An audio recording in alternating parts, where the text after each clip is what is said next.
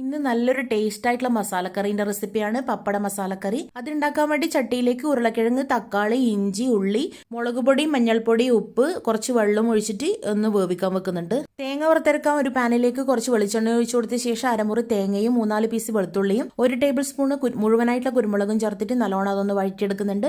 തേങ്ങ നല്ലോണം മൂത്ത് വരുന്ന സമയത്ത് 2 ടേബിൾ സ്പൂൺ മല്ലിപ്പൊടിയും കുറച്ച് ജീരകവും ചേർത്തിട്ട് നല്ലോണം അതൊന്ന് വഴറ്റി കൊടുക്കാം. ഇനി അതൊരു മിക്സഡ് ജാറിൽ ഇട്ടിട്ട് നല്ലോണം അതൊന്ന് അരച്ചെടുക്കുന്നുണ്ട്. നേരത്തെ വേവിക്കാൻ വെച്ച ഉരുളക്കിഴങ്ങൊക്കെ നല്ലോണം വെന്ത് വന്ന ശേഷം തേങ്ങയുടെ മിക്സ് അതിലേക്ക് ഒഴിച്ചു കൊടുക്കുന്നുണ്ട്.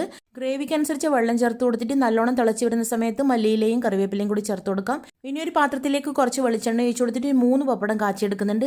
ബാക്കി വന്ന എണ്ണയിലേക്ക് കടുകും ഉള്ളി കട്ട് ചെയ്തതും കറിവേപ്പിലയും കൂടി മൂപ്പിച്ചിട്ട് കറിയിലേക്ക് ഒഴിച്ചു കൊടുക്കാം. ഇനി നേരത്തെ കാച്ചി വെച്ച ആ 3 പപ്പടവും ആ കറിയിലേക്ക് ചൂടോടുകൂടി തന്നെ പൊട്ടിച്ചിട്ട് കൊടുക്കുന്നുണ്ട്.